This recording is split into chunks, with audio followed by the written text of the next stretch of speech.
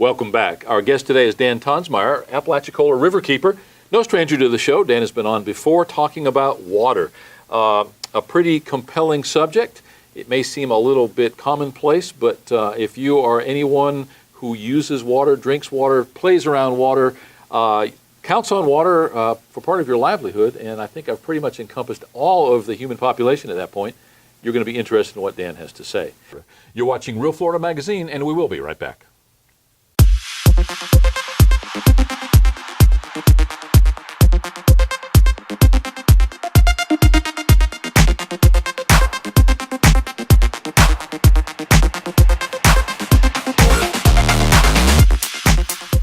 Welcome back. As mentioned, our guest today is Dan Tonsmeire, Apalachicola Riverkeeper. Long drive up from Apalachicola. Thank you so much for taking the time, making the effort to come on up here. You've been here before talking about Apalachicola Riverkeeper, Riverway South, all of the issues that have to do with water. What's going on, and what's the most hot topic these days? Well, Paul, we're glad to be here. Thanks for having us. The issues around the Apalachicola River affect so many people in this area. You know, it's our livelihood, it's our recreation. It is critical, really, to most everyone in this area. We all love and know the Apalachicola in some form: fishing, hunting, use it for agricultural irrigation, or produces power. You know, all of those issues. So it's a very important issue here. This year in particular is a significant milestone for the Apalachicola River in the consequences of the drought that are upon us. I know the Apalachicola River has dropped down to flows never before seen for this time of year, and that's in all of the recorded history time. So big impacts going on. For instance, some of the agricultural uses in the Flint, Chattahoochee, Apalachicola area, those wells are seeing the groundwater levels drop again to levels never seen before. Some farmers are seeing their wells being drawn down by the farms next door to them, and so this has really brought to mind for everybody how serious the issue of water use and how that affects the river and the bay as well. Those that are familiar with you and your organization, or have seen you on the show before, are certainly aware.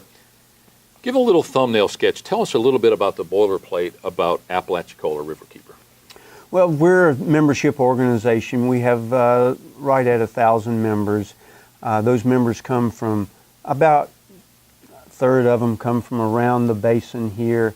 We have about a third that are just outside of the basin: Tallahassee, Panama City, maybe up as far as the Atlanta area. And then we have a large, percentage, 25 or so percent, that are from all around the country, 22 states, 6 foreign countries.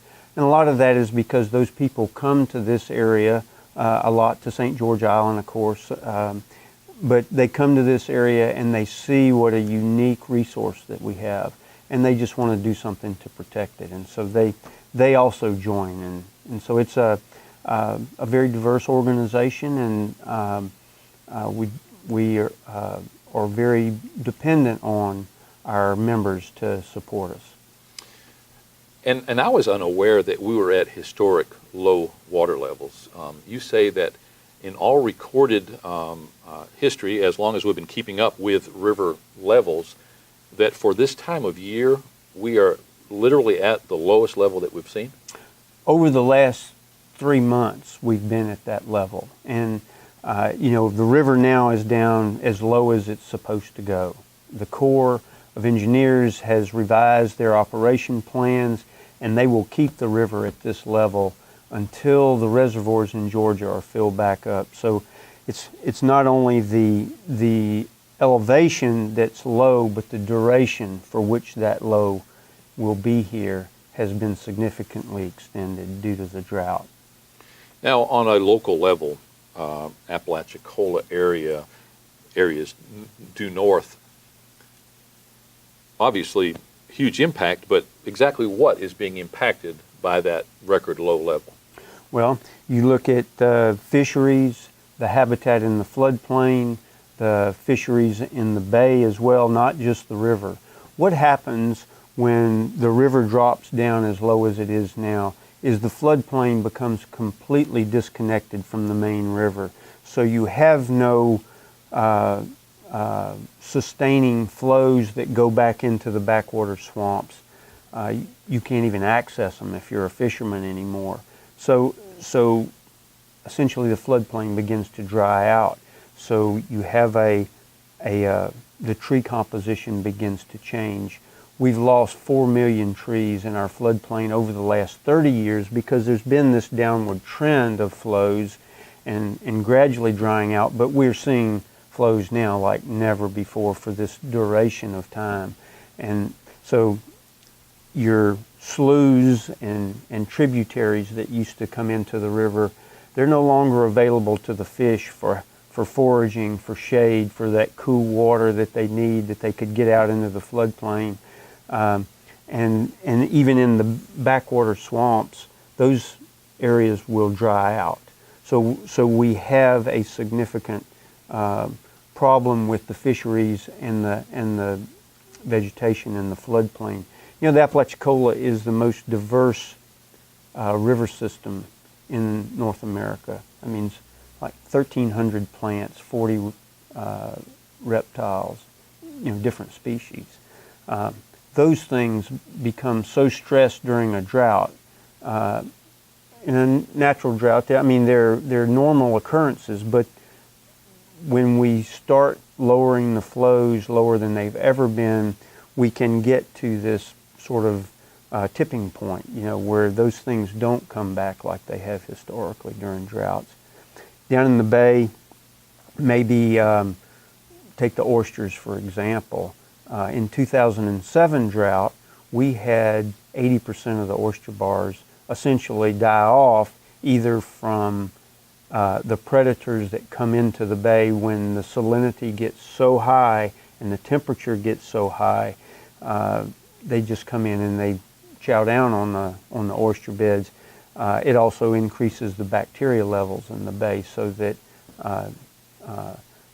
the bacteria that works on the oysters in those high salinity, high temperature times actually will kill the oysters off. So that's one example. Without the flood that we have in the spring, we don't have a real shrimp harvest that's typical. When you have a good flood of the river, it brings down the nutrients in that fresh water that those thrive on. So we just very low production of shrimp in the bay this year. Those are examples. And when those swamps, when those flooded areas are cut off from that stream of renewal of nutrients, oxygenated water and so forth, not only are they physically cut off, but they start to die, I would imagine. It can no longer sustain, given a long enough period of time, some of that marine life. And as you point out, we've already lost a lot of the trees. So is that reversible, or is there some point at which that process is not reversed, even with the enhanced water flow? Well, the stagnant water, again, back in the floodplain, heats up. The fish are only going to be able to live in it for so long. Your DO, dissolved oxygen, will go down, and then your again the algae bloom begins, and eventually the fish in those trapped areas will die off.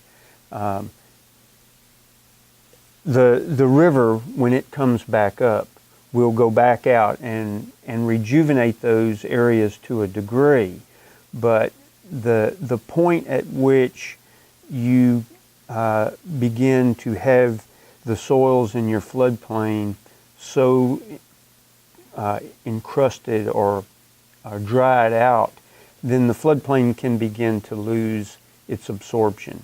And it's the river floodplain really acts as one big hydrologic unit, and that water moves not just through the channels, but it moves through the soils too. So as you begin to dry it out more and more, the ability for that floodplain to absorb and soak and slow that water flow all the way down to the bay is jeopardized or becomes less each time. You think about a Tupelo swamp and the soils are gushy, mucky kind of soils, and as this has occurred over time, over the last 30 years, but in particular 2007 and so far this year, you can go out there and you can walk on those soils and they're very firm. It's more packed than people have ever seen it before. So the ability for those things to come back, who knows? We just don't want it to go past that point that other ecosystems have had that happen to and lose what we have here. And so we are on the brighter side of things. We're working hard to try to explain that to the folks in the basin upstream, to the states of Georgia and Alabama, so they can embrace the importance of the Apalachicola first of all, and what those impacts are. And so we're working really hard to get that message across, and I think we're having some success with that. There are ways to conserve water, to use less, to just treat water better, so that it doesn't have the pollutants in that. So, I think we're making real headway.